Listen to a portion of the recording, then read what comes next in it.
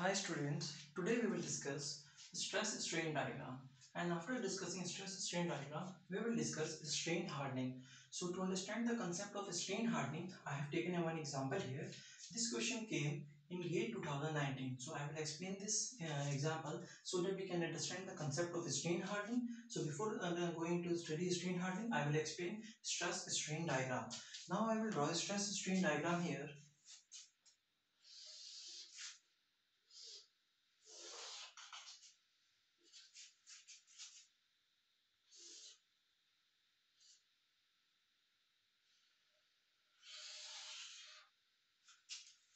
So this is a stress strain diagram.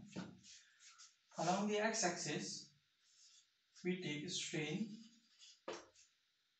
and along the y-axis we take stress.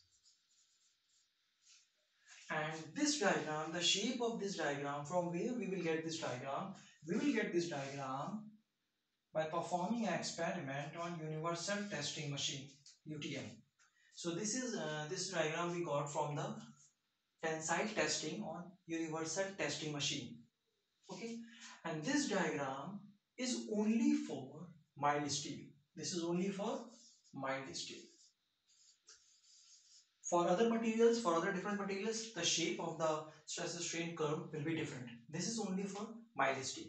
So as we apply load, so material will have strain.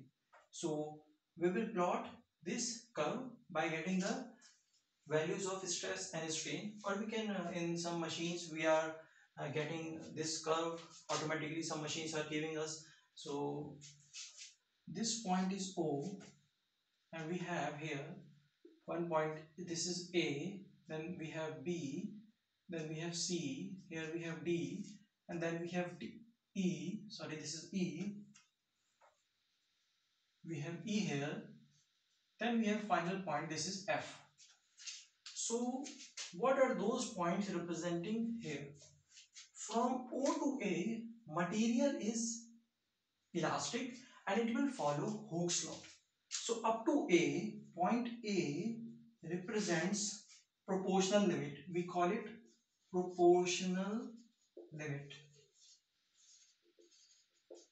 Why proportional limit? Because material follows Hooke's law and it is elastic, because material follow Hooke's law, and according to Hooke's law, stress is directly proportional to strain.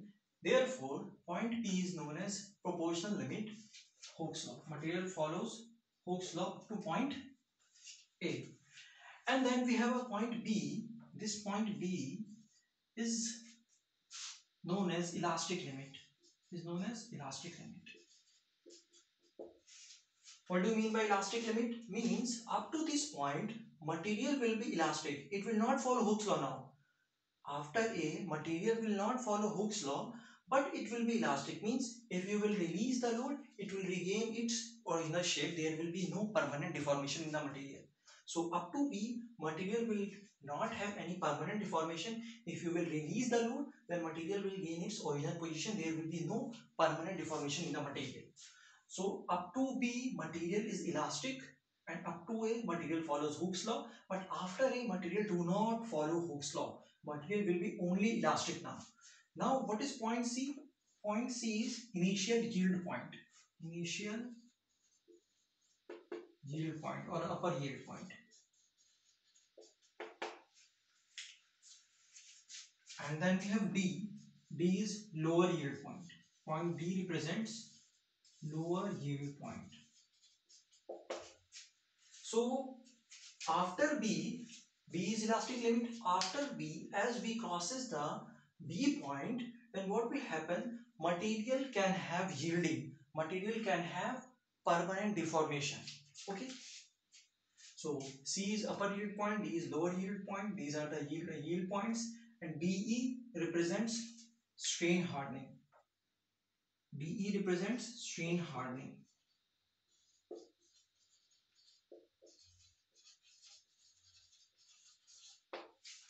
And we have a point E. E point represents ultimate stress. E point represents ultimate stress. E point represents ultimate stress. maximum stress which the material can bear, ultimate stress. And the point F is finally the fracture point. Finally, F is the fracture point.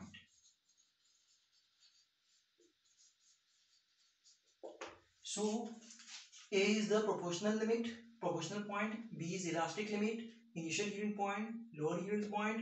E is the ultimate stress, ultimate point, and F is the fracture point. And what the EF represents? EF represents here necking. EF represents here necking. Okay, so this is the stress strain diagram. I have shown here different points on the stress strain diagram, and this stress strain diagram we got it from the experiment on universal testing machine, tensile testing of mild steel. So this plot or this diagram is only for mild steel. Okay, now we have completed the stress strain diagram for different materials, for cast iron, for plastic, for rubber. We will have different stress strain diagram. This is only for mild steel. Now I will take this example to explain the concept of strain hardening and what do you mean by strain hardening and what is the function of strain hardening. So strain hardening.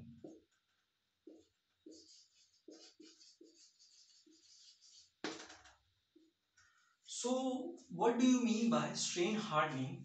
Actually, strain hardening improves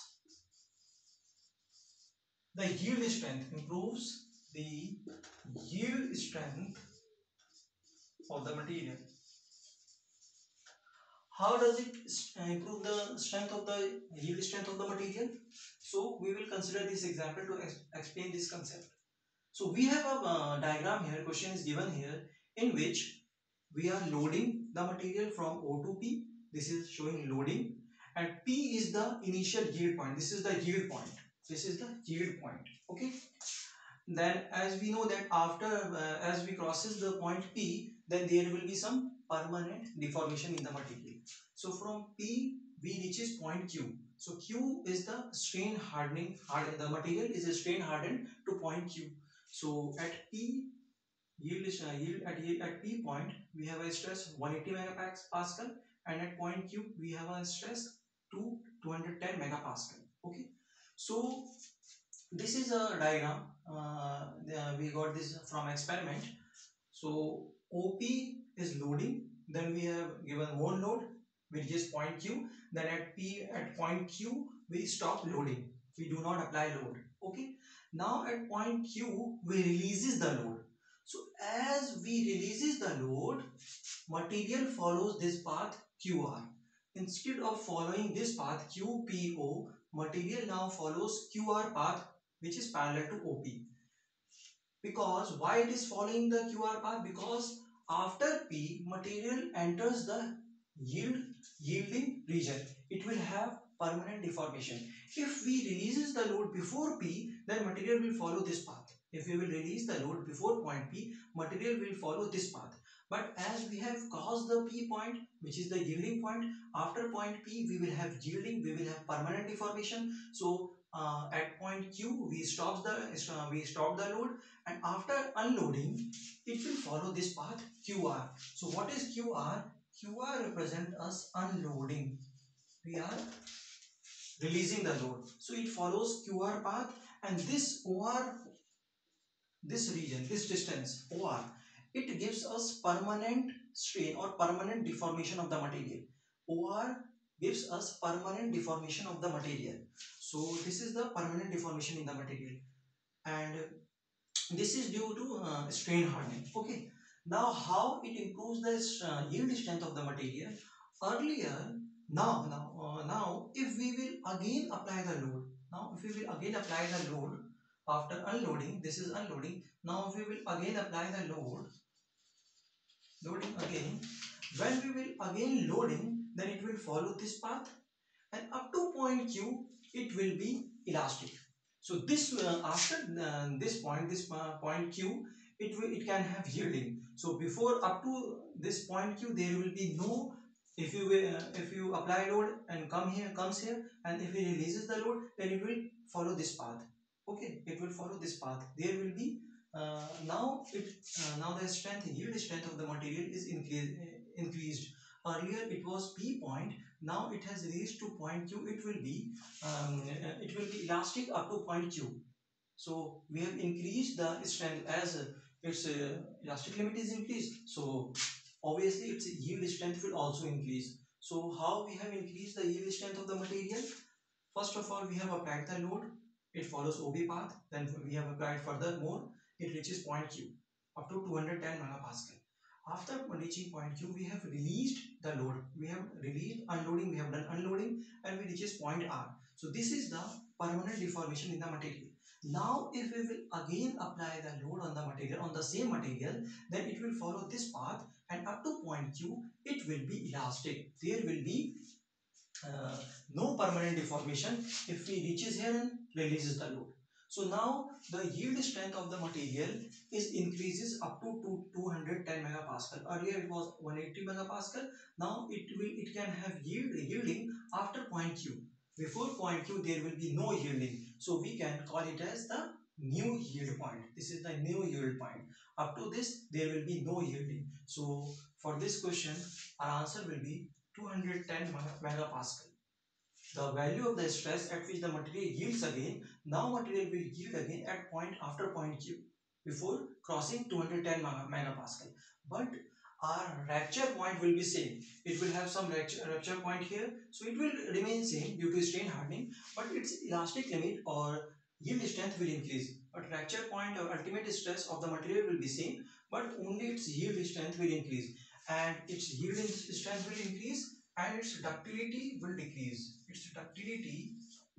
The ductility of the material due to strain hardening will decrease.